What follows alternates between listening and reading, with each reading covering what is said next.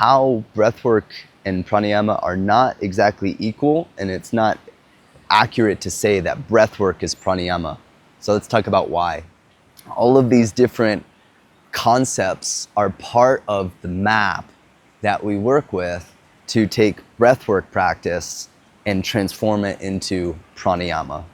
And when we take breathwork practice and we transform it into pranayama and see that this isn't just a mechanical process we're doing, it's actually a process of inner alchemy, of transforming lower thought patterns into higher thought patterns to allow ourselves to become more available for inspiration to be received and then transmitted into the world. This opens the door to the higher stages of yoga.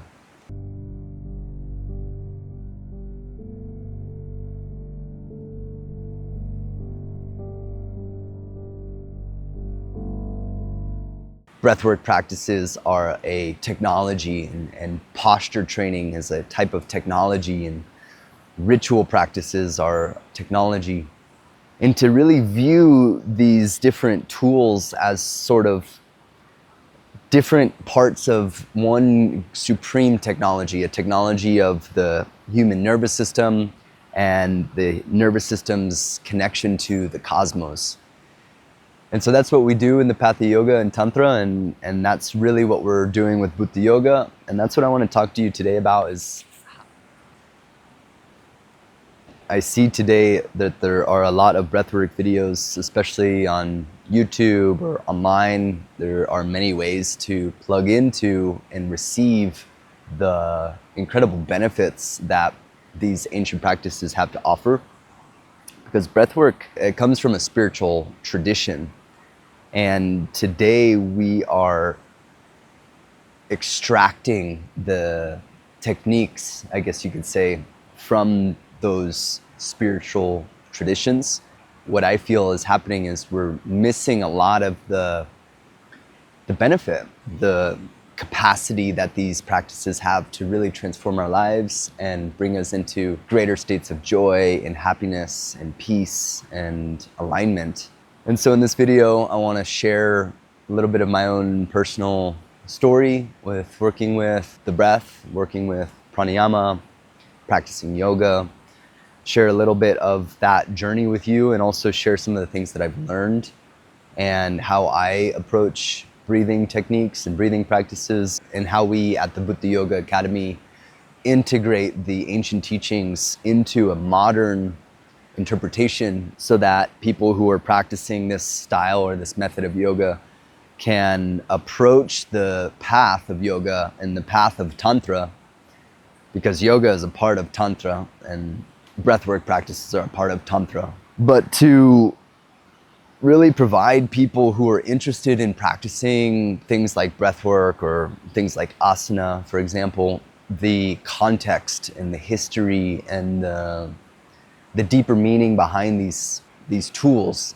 I like to see them as a technology, that breathwork practices are a technology, and posture training is a type of technology, and ritual practices are technology.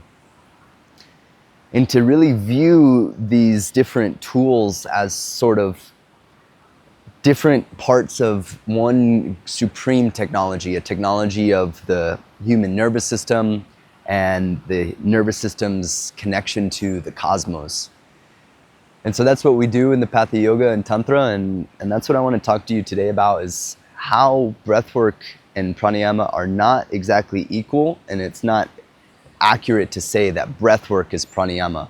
So let's talk about why. I'll start this conversation about breathwork and pranayama by talking a little bit about prana. Some of you may have heard of prana. Prana is the life force. It's the animating energy behind everything. It is seen as the core substance of the universe in a way. And when we look at our physical body and our organism, it's useful to understand, okay, what is prana doing? How does it work? According to the yogic tradition, the prana is the life force that is sending energy out through our senses, right? Our eyes, our ears, our nose, our mouth, our skin. There's an energy moving out away from us to perceive the world. Okay, and this is what the yogis call prana. It's this expanding force that's going out through our senses to look for information in the world and pull that information towards us so that we can interpret the raw data that is in our environment. And that raw data is filtered through the five senses. So we have this infinite soup of information in our environment, and the senses have evolved over millions of years to pick out exact types of information and categories of information and distill that so that we're pulling that raw information towards us, filtering it through our senses, and then it's going up to our brain and it's distilling that information and comparing it to other memories of similar things. Our memory is then categorizing the information that's coming in and comparing it to other like patterns. When we see a piece of information that is similar enough to another pattern of information that's been stored in the mind, because it's a energy conserving machine, it quickly identifies that is a tree because it looks similar to other trees that I've seen before. And it immediately no longer goes into a further analysis. Why is that important?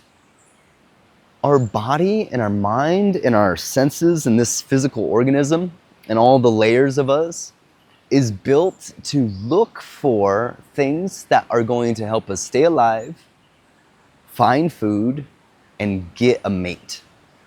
So basically we're wired, evolutionarily wired, to avoid being killed, to find things to eat so that we can survive, and to find a mate so that we can procreate.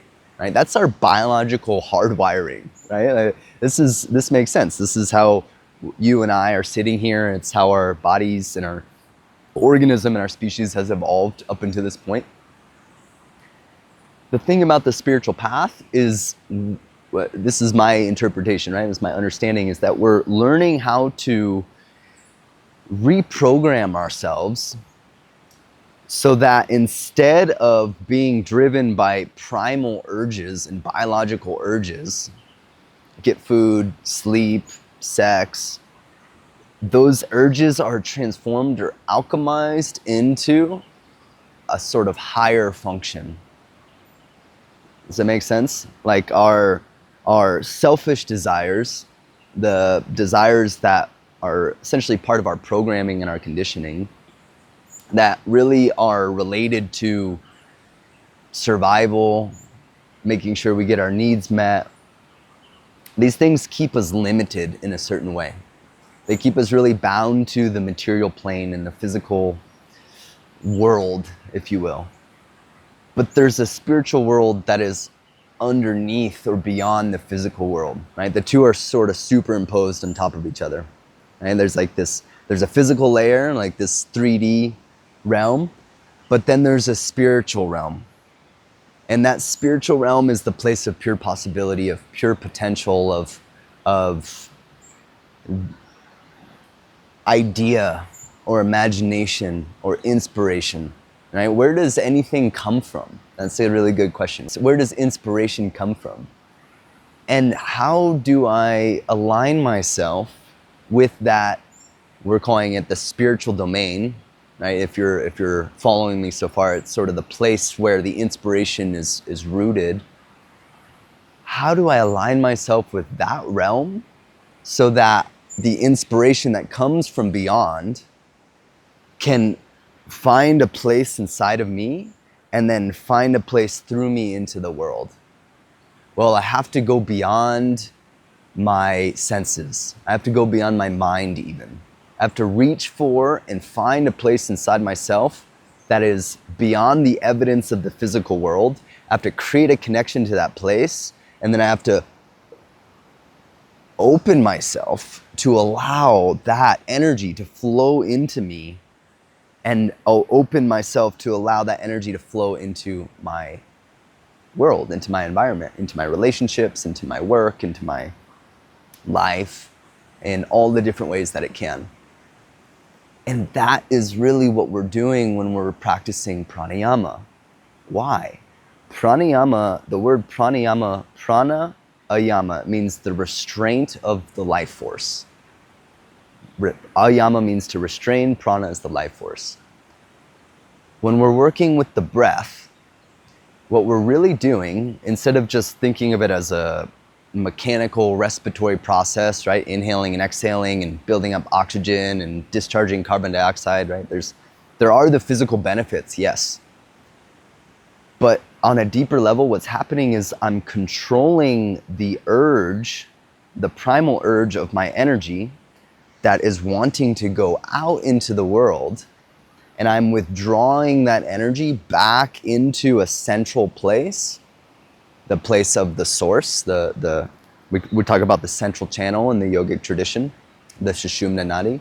And this central channel is the place where the energy originates before it becomes formatted by the objects of the senses, before that primal energy becomes manipulated, I guess you could say, by the selfish desires of the primal self, the primal body. What I believe we're looking to do, and this is why when we work with Bhuta Yoga, this is a path of Tantrik Hatha Yoga. We're integrating the teachings of the Tantra and the traditional teachings of Hatha Yoga into a coherent system of complete transformation that leads us to mastery over the primal lower self, the lower impulses, the selfish impulses, the desires that are causing us to just continue to look for food, to look for ways to find a mate, to take care of our physical body, but instead align that primal animal self with the higher spiritual ideal, the higher self, I guess you could say. And this is what I believe is happening when the soul, the impulse of light that is in us, comes into alignment with our mind and our body. That's known as yoga. Yoga is the unification of all of the energies. Normally they are scattered, these energies are scattered. And to learn how to bring them into alignment, to withdraw our energy from its projection into the world, to restrain the prana, this is self-mastery. This is the energetic cultivation we're talking about when we're talking about Tantrik Hatha Yoga.